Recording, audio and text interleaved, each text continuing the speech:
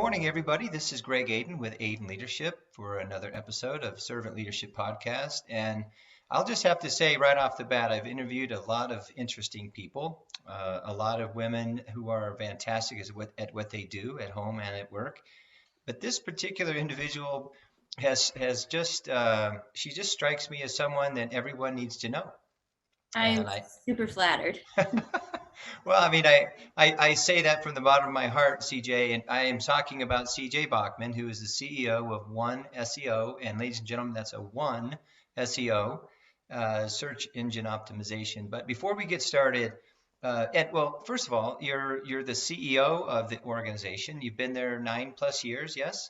Yep, absolutely. Closing in on 10 years.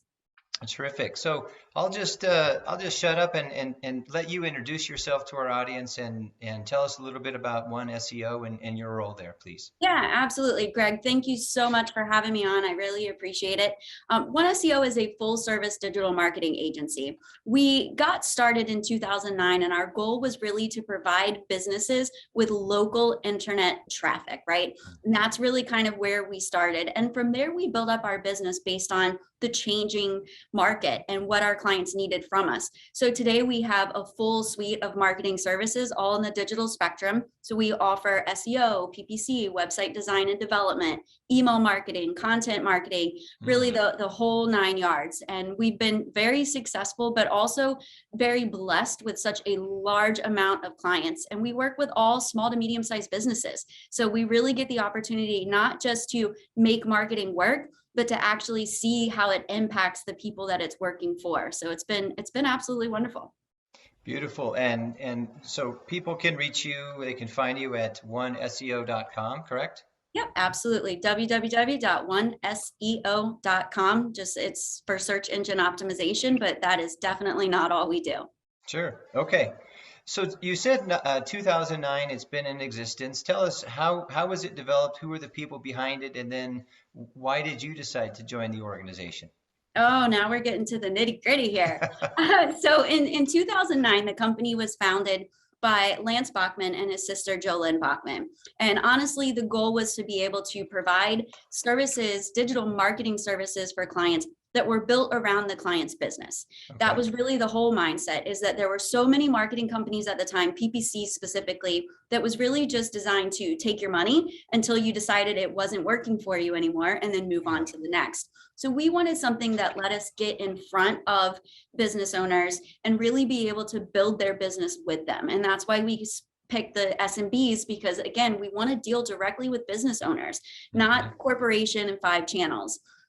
From there, I was in traditional sales and marketing, and Lance happens to be my brother-in-law, and I got roped in to consulting and kind of talking with them about email marketing campaigns and all of these different traditional aspects. And it just started to consume so much of my life that I was like, I give up, I give in, I will do it.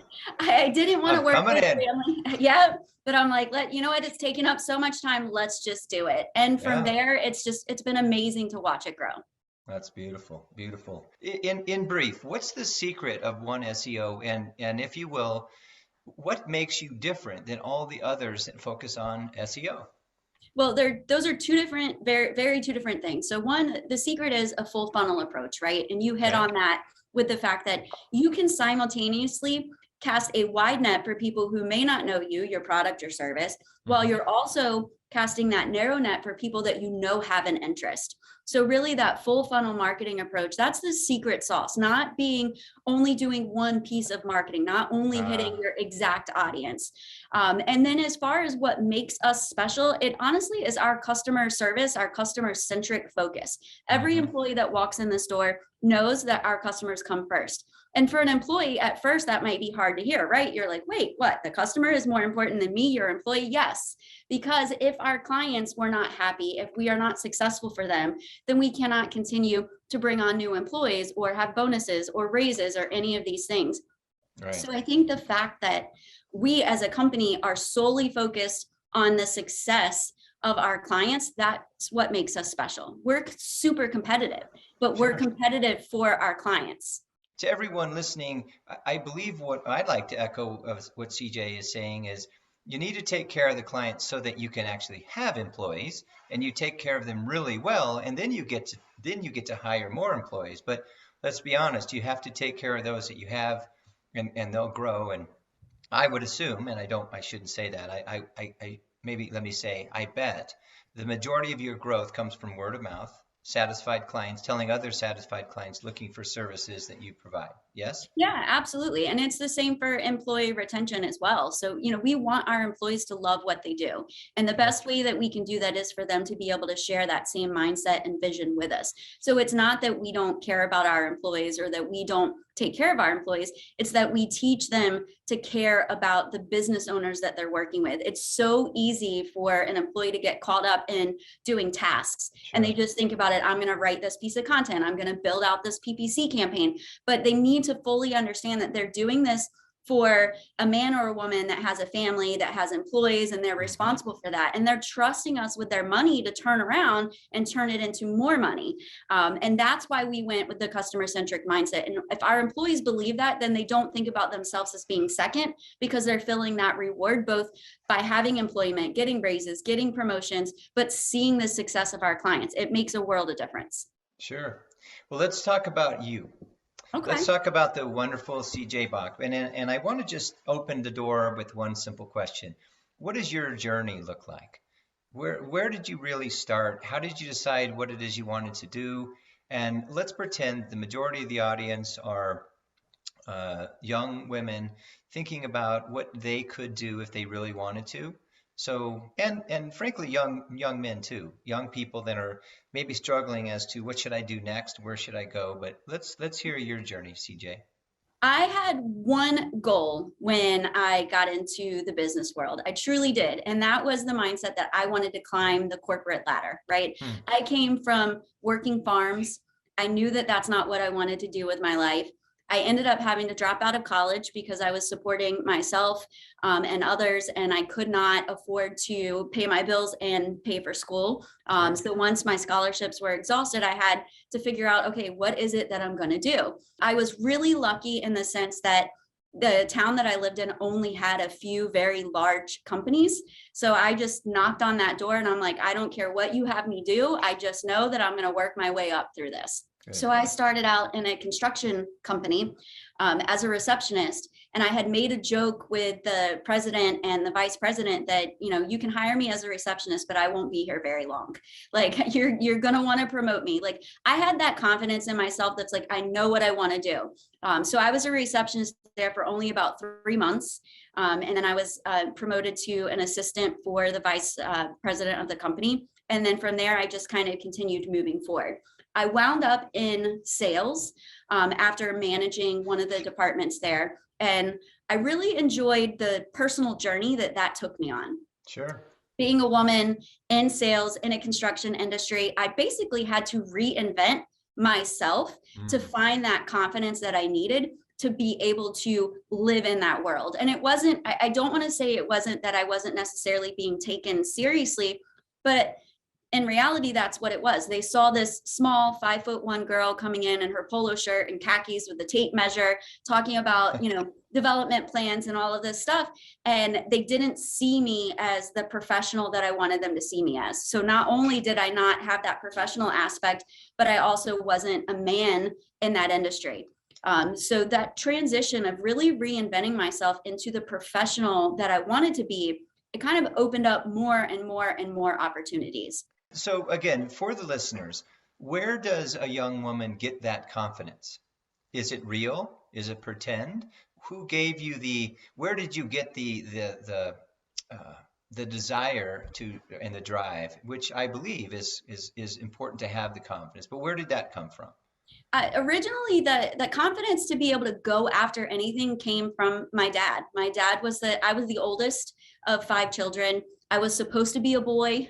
Oh. So as I was, growing up, my dad just really instilled in me that if I wanted something, I had to work hard for it. I was the high school child out there welding trailers because I wanted money to go to the movies with friends. Like I was taught that very early on, that there was no distinguishing factors between me as a female and my male counterparts. So I have to Nice. give my dad credit for that. But some of the confidence wasn't real at first. Okay. I knew I deserved it, but I didn't necessarily believe that I was capable of it. So it was kind of, I hate to say it, but that fake it till you make it mentality had to come in the beginning to say, I know that I can achieve this. I know that I want to do it. I just have to get my foot in the door. You know, portraying that level of confidence, it opened up doors, and then you start to settle in and you're like, oh, holy crap, I can do this. Oh, wait, like they are taking me seriously. And that really kind of opened up the door to more sales and then got me into marketing as a whole. I would say that your belief that you can do it over definitely trumps the fake it till you make it mentality. And I'm saying that very clearly because I believe what we believe we're capable of, then we will do. Will Yep. we fall down? Will we scrape our knee? Will we fall off the bike or the skateboard or burn ourselves with a welding arc? Sure. But if we don't try, CJ, if we don't try to do the things we believe we're capable of, if what you believe you can do, you can do.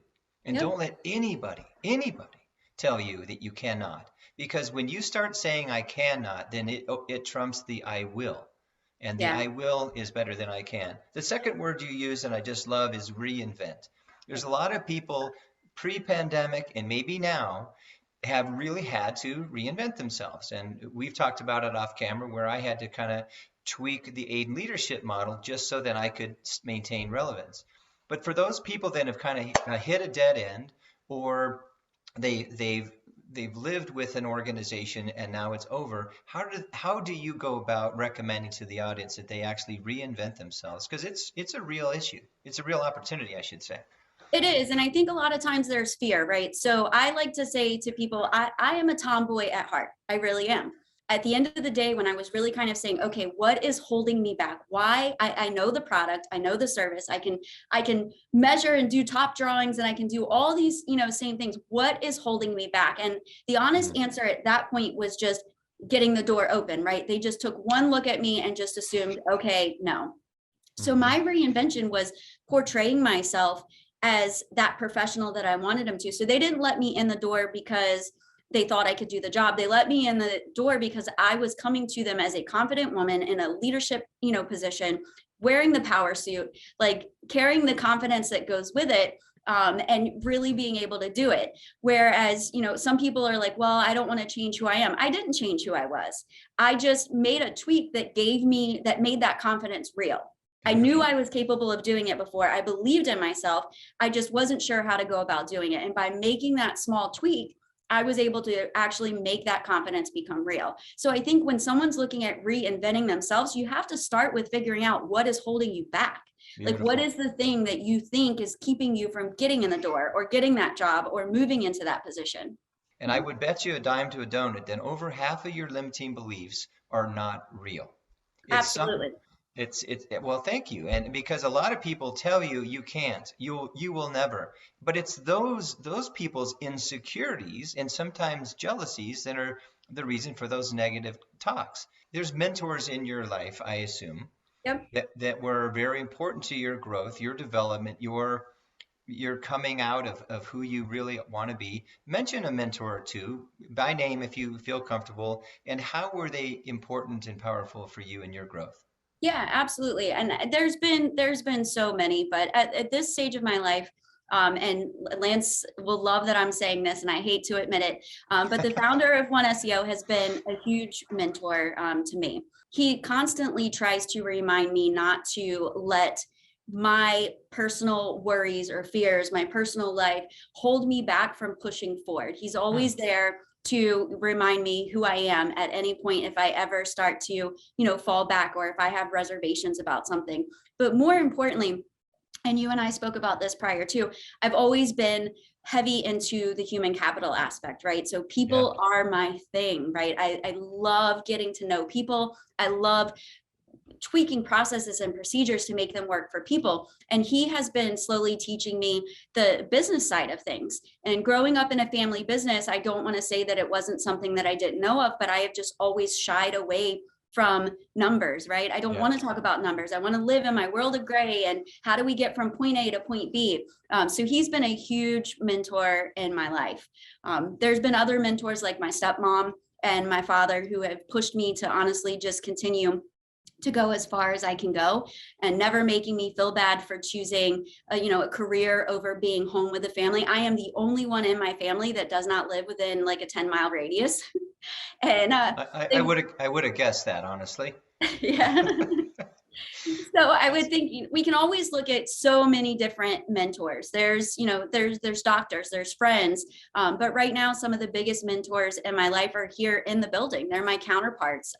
My head of sales, Bill Russell, he has been a huge mentor to me as well. We Good. bounce so much off of one another, and we just work really well together. And that's how I thrive. If I can say one thing about the clients that I've served, individual men and women, teams, groups, organizations, we do become close, and we do share a lot of things with us. And don't be afraid to ask questions about the human being, even if you're selling them something. There's nothing that will ever replace a personal relationship, because at the end of the day, you may not be able to serve them. They want to be served. They may not be happy with you at some point, but if there is a relationship that's honest and authentic, that's a whole nother podcast. Yeah, one of the things, Greg, that we do as a company, which might be good for the listeners to think about too, is we have to meet with our clients on a monthly basis to review performance. I coach my employees and I teach them, when they go into that meeting, the first thing that they need to ask, and they need to mean it, is, are you happy? That is some of the most valuable feedback. And it's not the happy feedback that helps us improve, right? We want to be better, that whole Right. 1% better every single day. The only way you get better is by recognizing areas of improvement and working on them. So don't be afraid to have those tough conversations and ask somebody if they are happy with the service that you're providing. Right. But honestly, there's nuggets there all the time. And frankly, I serve my clients in a way that always starts with, how may I help you or serve you in a better way? I'm always looking to improve. And speaking of which, improvement, help me understand, or help me help others understand, they're women, they're in leadership, and yet they still don't understand why they're not being recognized the way they want to be recognized. Where does the stigma come from? What are you doing to make sure that whoever you're with, you're darn proud of not only being a woman, but being a woman in leadership? Just dive into that one. No, and that's it. That's an easy one to answer, because I was just in Lake Tahoe at an event, and there were a lot of clients and potential prospects and things like that that were there. And there were quite a few people that I had never met before. So I didn't know them. They didn't know me. Great networking opportunity. So we go through and we kind of talk and talk and talk. And then 2 or 3 days later into this event, I start getting the questions of, well, what do you do? And as soon as I have to do the title drop, which I am not necessarily a big fan of, because you can call me a janitor, if you want, I just want to get the job done. I get those looks like, oh, really? So you either have people that give you that shocked, or you have the good for you. And it always, either one throws me for a loop, because it's like, you know what? I earned it. I earned it. So I think for me, as far as how do I move past that, is being able to showcase that, right? Being able to showcase, why am I in this position? Okay, now we've been talking for days. You know what I'm capable of doing. You're still unsure of it. Take those conversations deeper and start having conversations that shock them, because they didn't think that I was capable of it. And I think that comes right back to that level of confidence. If you don't believe you belong, then you don't yet. Right. And that's the biggest thing, is it's not up to anybody else to decide where it is that I'm going. It's up to me to show them why I am here. So let's combine now young and women. And what would your advice be? Let's pretend you're speaking to 250 26 to 32-year-olds. They may or may not have already had a pretty substantial job, and they know they want to be in leadership, CJ, not management. You and I have talked about the distinction between those two words. And what would you share with them? Just 2 or 3, what to do next in order to... First thing would be to remove the fear, right? Fear is not real. Fear is just our inability to, or our excuse not to get started, right? The whole what ifs. I say get rid of the what ifs and just start to go after it. Another thing is to remember the people in your life that have been mentors to you, the people that you look up to, and start to educate yourself regarding their path and find someone to mentor. One of the biggest things that I know that we look for when we look for leaders we look for people in our organization that people already look up to. They're already thinking like a leader. They're figuring out how they can make the people around them better. So I think if you remove the fear and you go after it, even if you fail, you're going to learn from that and pick yourself up, dust off the dirt, and get started all over again, because failure is just lessons. It really is. It's just an opportunity to learn and to be better. So as we wrap up our time together, CJ, I'd like for us just to kind of take a breath and answer the biggest question I believe that I can always ask an interesting and powerful person, and that is, what is your why? What do you really want to be remembered for? Not on the one SEO tombstone, but on the big tombstone of your world. And so what is your why, and how will CJ Bachmann be remembered? Hopefully this doesn't sound too cliche, but I want to be remembered for making an impact. And the most important impact that I want to make is on my children. I want my children to see a mother that is not afraid to take on anything and everything within reason, to see a mother who isn't afraid to, change a light bulb, or, get rid of the bug that's, in the kitchen, or whatever the case may be. I want people to look and say, she went after it. She achieved the goals that she wanted. She was constantly working towards being a better version of herself. And at the end of the day, that would make me happy, no matter what industry, I'm in when I'm, 50 or 60 years old. That's the legacy I want to leave behind, is that I was someone that I didn't hold back. Yeah. Well, as a 59-year-old man, I will tell you, we never stop making an impact unless we don't care about making an impact anymore. And I believe it's beautiful. What you said is, if we don't take care of the people that are following us, the most important followers in your world, I'm guessing, would be your children. 100%. Yes, you're a CEO, you're the person at this organization, and you have a lot of followers at one SEO. But at the end of the day, I don't believe anyone other than your children are going to have any responsibility of etching something on your tombstone. Correct. Yeah. So, and that happens at both places. I mean, you know what that's like. Our kids see us in our work uniforms. They see us with our game face on, and I want to set the tone for them. I lead by example, and that's important for my employees and my children to see that. And that really, truly is the only legacy I care about leaving behind. As a mom, as a parent, as a leader, what do you believe is the most important conversation that you can have with your children? The question is simple. It's just asking, and you mentioned it earlier, it's how can I help? How can I be of service? What can I do to be a better parent? What can I do to be a better leader? When my son just graduated last year. He's recently moved out, and I think I had told you before, it was such a struggle because he didn't like school. He just did not like school. And I expected him to just do it because it needed to get done, because that's how I am, right? It needs to get done, and do it. And the best thing that I can say is just asking that simple question of, what do you need from me? How can I make you better? How can I help you be better? What can I do? Yeah. And I don't think enough leaders ask that question. I can guarantee it. They don't ask the question.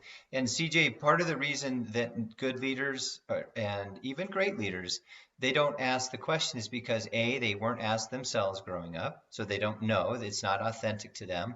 And secondly, they don't believe in the value of asking somebody else a very vulnerable question. Right. I love you. I care for you. You're in my organization for a variety of reasons. All of that's great. But ultimately, what are you doing for your followers? What are you doing for our kids? And well, I think one of the hardest lessons to learn in parenting, and you can equate it back to leadership too, is that your style or your way of doing things or your way of receiving information or understanding isn't necessarily the same. Just because I gave birth to you, it doesn't mean that you learn the same way that I do, or Amen. That we can have the same conversations. And it's the same mentality and leadership is understanding the people that are working for you and being vulnerable enough to say, what do you need from me? Some people learn visually. Some people have to write things down. Some people need hands-on and role playing. And some people are so crippled by role playing that, you would run them out of the door. So asking those questions to figure out what is best is vulnerable, like you said, but it's so insightful and it makes life so much easier. It is. Well, it makes it easier, it makes it fun, and it makes it one of my favorite words, real. Because if you're not having these real conversations, tell me how your relationships are. They're not real. Yeah. Anyway, it's being vulnerable and having courage, and you know Brene Brown probably as well as anyone. Yep. She married those two words several years back, and for me, at a time that I didn't even know how to spell vulnerability, empathy, humility, compassion, trust me, that's a whole nother conversation. But when I did pull my head out and I realized what was truly important in relationships, being real, being vulnerable, not weak or sappy, but vulnerable. Look up the word if you don't know it out there. But having the courage to want to have the tough conversations. And more you do, I believe the deeper you can go, and the deeper you can go, the better the relationships. And oh, by the way, I don't know how many really deep, good, great relationships anyone wants, but you can have as many as you want. Just show up the way they want you to show up. And Yep. And it anyway, gets easier. It definitely gets easier. The more times you're willing to be in that vulnerable space, the more value you see in it. And then it almost becomes non-vulnerability at that point because it just becomes part of your everyday way of dealing with people. CJ, just a pleasure to have you on the show. Thank you again. Again, this is CJ Bachmann. She's the CEO of One, and that's One SEO out there on the East Coast. And I appreciate you carrying the flag for the Leadership Development Series. For those of you that don't know, it's a big series. It's 4 parts. The first part is on Thursday, April 28th. Look us up at adenleadership.com/events. If you haven't seen it on LinkedIn, you're either asleep or I don't know you. But we'd love to have you join, and we anticipate thousands of people around the world tuning in virtually. So yeah, I'm excited for that. My team is excited. Several of our group here is going to be on the April 28th session, and we're really looking forward to it. It's honestly something that's been missing for a while, and I'm so happy to have stumbled upon you and gotten an opportunity for us to speak. Yeah. It's funny the people you can meet when you're looking in the direction you want to go, and I feel the same way. All right, enough of that. Again, thank you, CJ. This is Greg Aden with Aden Leadership. I appreciate you tuning in, and be vulnerable, have courage, go out and create the relationships that you want, not the ones that you need, but lean in and really listen to the person that you say you love. Take care of him or her the way they want to be loved. And how are you going to find out? Ask them. What a weird idea, huh? Anyway, come and see us again here on Aden Leadership again. Thank you for tuning in. Be safe, be kind, be considerate. God bless.